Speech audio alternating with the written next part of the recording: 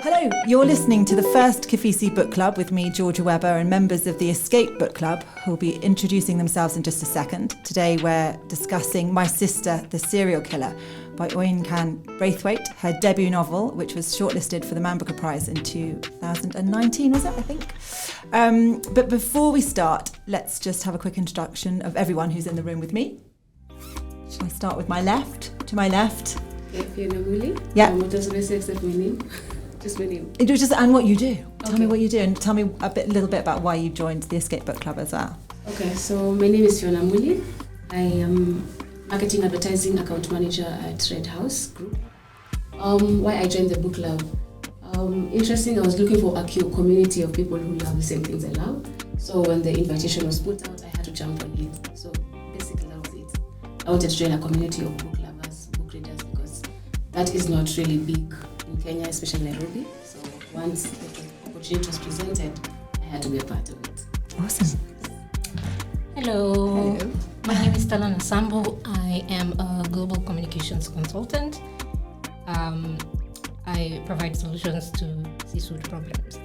The reason why I joined the book club is I was tired of reading to my cats. But honestly, I wanted to be outside, meeting different people, and I think, your cats can argue back with you. They can't really tell you what they think about the book, and I think I thought it would be interesting to meet people with different perspectives, and that's exactly what I got. And also, I think I was also on a knowledge gathering journey where, in as much as I have read the book and understood the book and liked the book, I wanted to hear other people's perspective, because I thought that would be so much more interesting than just me sitting there talking to myself. Not such a linear kind of understanding of what the book is. Absolutely. Yeah. And Georgie. All right, yeah, just like Georgia, on the other G, Georgie. I'm Georgie Ndirangu, consultant, global moderator, and creating content on different social platforms. The reason why I started the book club was because I was tired of telling people that the book I've read from start to finish was Goosebumps and Asterix and Obelix. Most of the books that I read, I didn't finish, and there was no one to hold you accountable. There was no one to discuss the books with. So it was just, whether you read or not, are you a book reader? And I remember back a few years ago, it was silly to not have read a book. Like now is when, the trend is catching up, and a lot of everyone's saying, I'm a book reader, I have books in my shelves when I have a Zoom meeting. But it's really served its purpose with having a community of people that give you a free space to express yourself, and having books just challenge the way you think. And sometimes it's just a feel-good book, but I feel like we're on the right track. Has there been a kind of a slam dunk with the book club that everybody thought was a bestseller? Just one that everyone thought was brilliant? Will, yeah. Okay. We were obsessed. Yeah, Will, Viola's, and the sex lives of African women. The Babasegi's wives, yeah. Yes, I read that too. Yeah. Almost everyone cried, Will's book. And then Babasegi's wives, everyone was like, let me tell you about a time in my life. Right. Yeah. There were very many opposing views, and I loved that particular session, because I feel like when we started out, we were very sort of wary of each other, which is, that's normal when you meet the first time. That book completely broke down the walls. People were very honest about their feelings, which I really appreciated, and I love that. And then you get to meet the real them, which was far more interesting than the first time where we were all just perched on our chairs. Yeah. Amazing. Oh, well, today, of course, we're discussing My Sister, the Serial Killer. So Fiona, I think you've been nominated to give a quick summary of the book by your gorgeous friends. For me, I was hooked from the first paragraph, which I think I could read out actually because I've got it up here. But if you give us a quick summary. It's a very, we have this word, unputdownable. You can't put it down. Once you pick up and you just keep flipping the pages over and over again. For me, I'll start with the ending, because I wanted to know more, what happened to number 5. Did Ayola ever snitch on the sister? Was that loyalty? What connected them together beyond just blood? Was it ever broken? Because I think I'm starting from the end, coming back this way, which is okay. Thinking about, is it Mukta? Yes. Right? Yeah. When he told Ayola, he told Korede. save him. So I wanted to know, was number 5 ever saved? Was any of them ever saved? But regardless, I guess the book is just about family, the different dynamics in it, the different roles our upbringing and our parents play in how we end up being, like how they shape our adult life. The choices we have to make for family and for the people around us who we consider close friends and family, how this affects our workspace, pretty much just everything that is who you are beyond the person, every environment you're in, how the different, how your family life affects all of this. And I think the writer did a very good job in bringing out the Africanness of it all. It was very authentic, wasn't Yes, it? There wasn't yes. there were no sort of cliches, or I think it was. At all. Yeah, it was very African, very relatable, which was amazing. There are different perspectives in terms of style of writing. I won't go much into that, but regardless, the book was definitely unputdownable. Yeah. Well, you mentioned a couple of times actually the sort of the siblings, the family, which obviously is hugely important to African culture, and it's extraordinary how, right from the start, you're introduced to a girl who is covering up her sister's latest murder, which I think was just, you're straight in there, you're kind of, right in the nub of things. That is, she's completely complicit in her sister's murder, and she knows that her sister is, Korede knows that her sister is a psychopath. What does that kind of, I suppose, say about the firstborn? Do you have any opinions on what that sort of says about the firstborn and the way that they feel that they need to be responsible for the rest of the family? So I think I could go. So there were a lot of themes that were explored when we discussed the book. One was what role the firstborn plays in an African setting, which is you're a deputy parent, and then anything that the middleborn or secondborn or whatever does, you're supposed to either parent them or you get the punishment for what they did, right? So that was one. Two, there was also the twisted side where we said maybe the firstborn, maybe Korede was the serial killer herself, but it was the story was fixated around the secondborn killing and her enabling, because if she enabled, then they would be able to. It was a weird. I remember we were discussing. It was just a weird conversation back and forth, questioning whether she enabled because she wanted the killings to continue, and maybe there was a continuation of the book, and we would find out that it was just her manifesting or letting her sister come up. It's just something like that. Then there was the issue of black tax.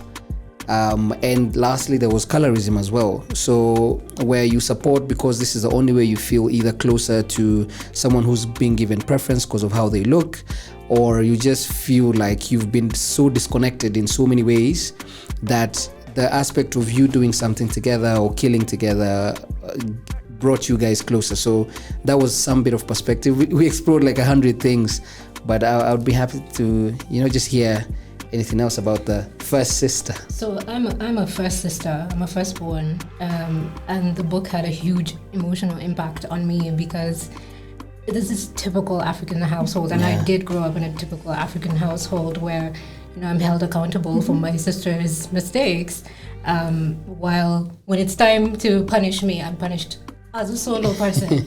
When it's time to be punished because of her misdoings, then it's the both of us. So that was typical. But then I think what was refreshing for me is to see the perspective where the personal choices I have made for myself in terms of, yes, I came from that background, yes, that did happen to me. But then I questioned, we had this conversation with my sister on a drive back and forth from her house, and I was like, would you make me hide bodies for you? She was like, no thanks. No, we're not doing that. And then discussing how we grew up and sort of looking at ourselves and going, oh, look at us. We're we went through that, but then our relationship has survived, and our relationship is not based on, a mutual resentment where I dislike you and you don't care for me, but then I still go above and beyond to take care of you. And I was like, oh my God, I turned out so healthy, thank God. and it was a good conversation starter for me and my sister as well, just to, look at our relationship. Amazing. Yeah. Wow, gosh. Has she read the book? She had to read the book. You read it at the same time, right? Yeah, we read it at the same time, Yeah. so we could have amazing. the discussion. So you see, reading is therapy. Yeah. So there is... There's also slight insinuation to the aspect of sibling rivalry. You could get hints of it between how Ayola and Korede. Why do I keep forgetting her name? It's like Korede Bello, the singer. We got you. How they related, and there was a little bit of animosity. It's almost like Korede had some elements of jealousy to Ayola and all the free passes she would get. So there's also that connotation. Yeah. That was very much down to the beauty of Ayola as well. Beauty. She was, she was tall, she was skinny, her skin was caramel cream or something, while her sister described herself as having Brazil nut on the outside or something, like, hard, and she was just hard and brittle and angular. So I think that's kind of very interesting. Not only is she the second born, but she's beautiful and kind of can get away with, literally murder, basically. That's true. Which is extraordinary. So I suppose and her mother as well. The mother role there obviously sees Ayola as the one who can just be given everything. So you're right. I think that the sibling rivalry. I know that me and my sister have a lot of sibling rivalry. I didn't have to do anything though in bringing her up. I'm not sure she would have survived. Did she? Yeah. Did she? Has she ever done anything that you had to cover up? Oh, yes. Lots of things, but it was actually more things that I had to do, that I did, that she covered up. I think it was a strange, very different. I'm just wondering whether you guys think this. Would you describe this as a feminist novel? For me, the feminism did not jump out. Okay. At first read. I think there is some subtle feminism in there. We see a lot of strong women. I feel like Ayola, even with all her psychopathic tendencies, is, the face of feminism for me in this book. The way she just makes decisions for herself, lives her own life, does whatever she wants. Yeah. I think for me, what she presented is the aspect of choice in feminism. But apart from that, I was just like, please, you need to go to jail, please. You can't continue in this movie. Was it then non-feminist in the sense that was it portraying women as something to be feared? Sort of a bit, like an allegory of the fact that the fear of the sisterhood. I don't know whether that came out for me quite strongly. It was written by obviously a young female author, so I kind of was wondering where that came from. But actually, the bond between them is so strong. Is that something that should be feared? Does it make, as a man, were you worried about, Well, the fact that, first of all, you could just die. And no one, no one knows it's hid so well. It's someone that was in your household. I would say, maybe from my perspective, knowing how people were even discussing it, I could say hints of feminism, and regardless from any gender, there are parts where you're like, oh, okay, good on them, he died. But there was no reason for that. There was it. It was random. It wasn't like they were. Well, if you think about it retrospectively, the dynamics of the family and why there was a bit of animosity towards men and why they acted a certain way and why men felt like women were a token or came from most of it the dad. So the fact that he died felt like vindication. It's like the end of a nice Avengers movie, but there's that fear as well that you have to get your family in check, otherwise you die. So yeah, that was on my part as a man, just looking on thinking, oof. Yeah, he died. He really, that was the end of him. Yeah, the boyfriend as well. The boyfriend as well. So it was a nice shake-up in also knowing how to treat your partners, your family, stuff like that. And maybe not to treat your daughters. Exactly. Probably. Yeah. The title kind of would suggest that it's some sort of femme fatale novel, but critics have called it very darkly humorous. Would you say it was comedy? It was, yeah. I felt like I was a straight person at the comedy shoot. Like I was the straight man to the comedian, because the book was just like murder, ha ha ha, and I'm in the back like, what are you doing? What are you doing? But it was dark humor. I especially enjoyed the part where Korede was, I think she was dumping boyfriend number 3 or 2. I can't quite remember. And she said, "Oh, you're not gonna be alone." That cracked me up. Yeah. I literally cackled in my house by myself. So yeah, it was definitely dark humor. You can tell even the style of writing. You can feel like the author is winking at you, like it's crazy. But it's fun. And she's so young as well. She is. Like, that is what I've found extraordinary, though, is that she's so clued up, and the use of sort of social media, and she does it without kind of, well, she's obviously of that generation, but she's able to sort of, the way that Ayola was about wanted to post on Instagram, and after the murder of her first, I think it was Femi, and her sister sort of said, No, don't do that now. You've got to be, you're in mourning, sort of thing. Like a bit of parts of that, I thought she really sort of just hit the nail on the head in terms of, kind of being just sailing a little bit too close to the wind. Also, when the sister came over to Ayola in Korede's home, and Ayola's one is like, I think he's dead.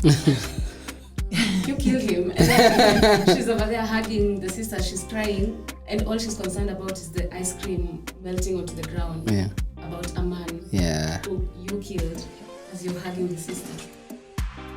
Yeah, that was it's brilliant writing as well. Yeah, brilliant. She's very good. I can't wait. I think hopefully she's got another one coming out soon. I think she was a poet before, it said in my research, which I think explains the tightness and the kind of she's very frugal with her words. She conveys a lot with them, and not like I'm being now, explaining myself, using a lot of words and not making much sense. What do you think the book says about women in Nigeria and also kind of Lagos as well? What do you think? Does anyone have an opinion on kind of? Have you ever been to Lagos? Once. Is it like the book? Did you think it was the same? Well, I don't know. Okay, well, for starters, I like that the book did not portray Africa as a woman in the hills, the valley, waking up in the morning to go to the, to the lake. Yeah, firewood. Like it was a very relatable setting. That's one. Lagos is loud, super colorful, and then there's both extremes of beauty, where like you see people that don't even look like they're African, and then you see the people that look extremely African, if there's ever anything like that. Lagos is very confused as well.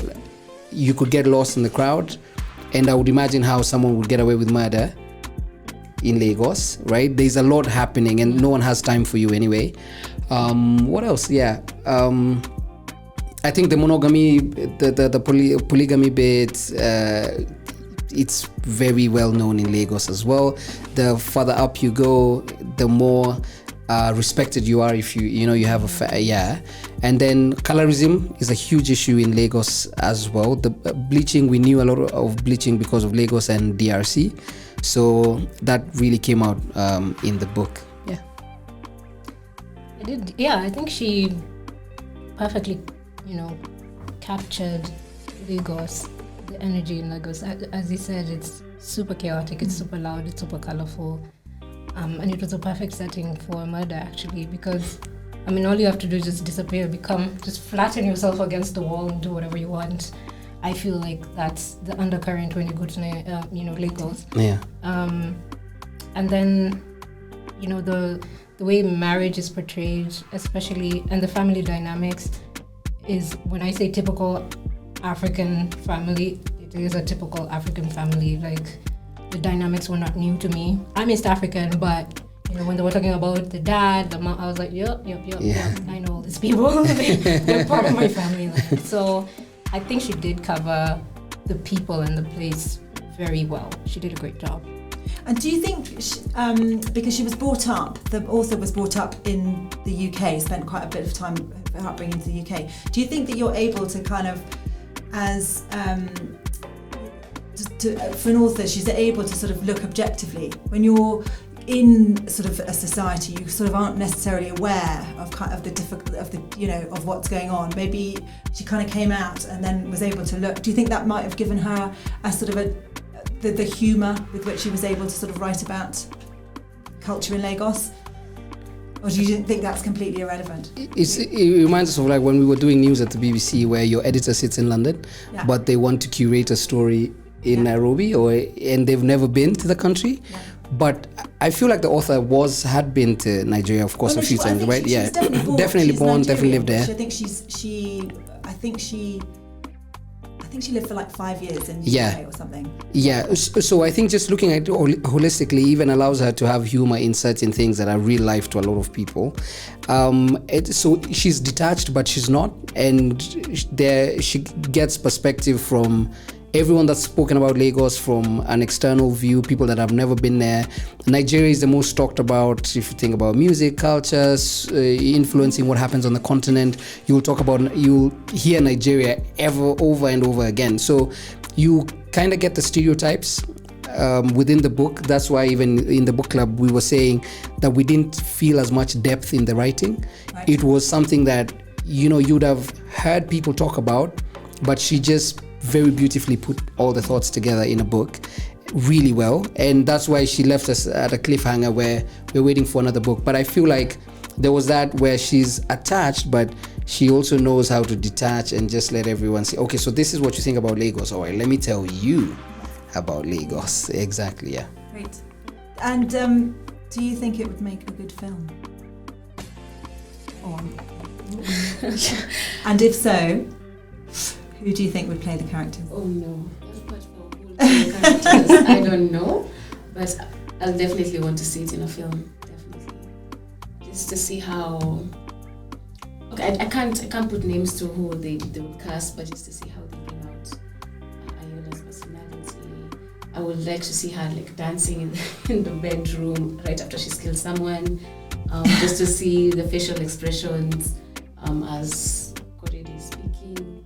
Just to see how they will visualize Tande, even the nurses, the ones who are sleeping on the job.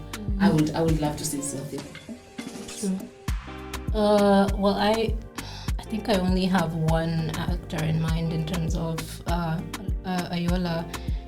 I really loved Balthusi.